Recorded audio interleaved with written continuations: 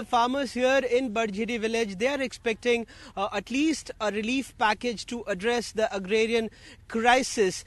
This village is also significant because this is the first village of Madhya Pradesh which has gone cashless 2 years back. And if I can show you the produce, why I'm talking about the produce, because this is the state who started Bhavantar Bhugtan Yojana, and they are worried as Madhya Pradesh has also bagged Krishi Karman awards, but people like Yogendra Yadav has always pointed out that this has to do more with the produce, not with the producers. So we are joined by the producers, the farmers of Madhya Pradesh, and we'll just ask them. सबसे बड़ी बात अगर मध्य प्रदेश को लेकर की जाए तो यही है कि किसानों की नाराजगी सरकार को झेलनी पड़ी, जबकि सरकार कह रही थी कि हमेशा से वो किसान हितैषी रही, भावांतर भुगतान जैसी योजनाएं आई। आप लोगों को फायदा हुआ? नहीं, फायदा बिल्कुल नहीं हुआ। अभी थोड़ी देर पहले चर्चा हुई थी कि ना कृषि कर्मण अवार्ड जो इनको 3-4 बार मिला है जी, शिवराज सिंह जी ने आके चलाए थे क्या? किसान ने ही मेहनत करी थी, इन्होंने योजना चलाई बिल्कुल पहले। भावांतर में हमको सबसे ज्यादा छलावा किया है तो इन्होंने भावांतर में किया गया। तो अगर केंद्र ऐसी कोई योजना लाए तो आपको लगता है कि पूरे देश में इसका और दुष्प्रभाव भी पड़ेगा? बिल्कुल पड़ेगा। केंद्र अगर ये करेगी, जब यहाँ प्रदेश में हमको छलावा हो रहा है तो पूरे देश को क्यों चले? तो आपको क्या उम्मीद है आज जब बजट पीयूष गोयल जी लाएंगे, आप क्या चाहते हैं कि मध्य प्रदेश के किसान को इसमें उनके पिटारे से क्या निकले?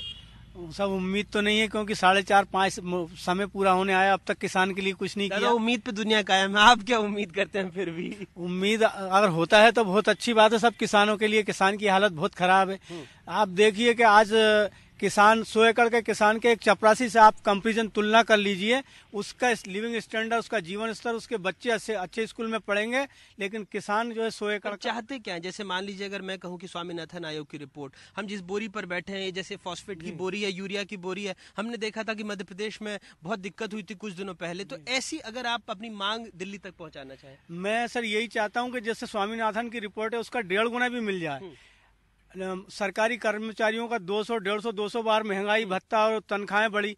किसान का तो 18-19 बार जो अभी समर्थन मूल्य है 18-19 बार बढ़ा। अगर इस तुलना में देखो, अगर 100 बार भी बढ़ा दो तो आप 7,500 रुपए कुंटल गेहूं होना चाहिए, लेकिन आज क्या है स्थिति?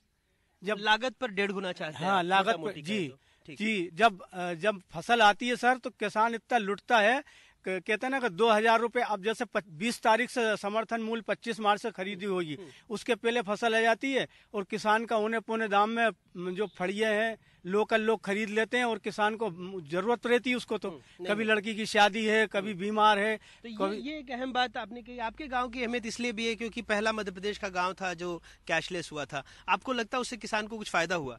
क्या फायदा होगा उससे? किसान को क्या मतलब है कैशलेस से? क्या कैशलेस पे फसल बेचेगा कि कैशलेस पे कुछ मजदूर लेके आएगा? क्या भुगतान में जो कहते थे कि उससे बीच की जो कड़ियां हैं, दलाल हैं, वो हट जाएंगे, वैसा कुछ हुआ था? एंड टाइम पे जब फसल कटती है उसी समय किसान को पैसे की जरूरत पड़ती है। अब किसान अगर भावांतर का इंतजार करेगा तो वो मकान बेचेगा क्या? दादा आप भी आ जाओ, अब खटिया लेकर आ गए, यहाँ बैठ के बात करते हैं। आइए।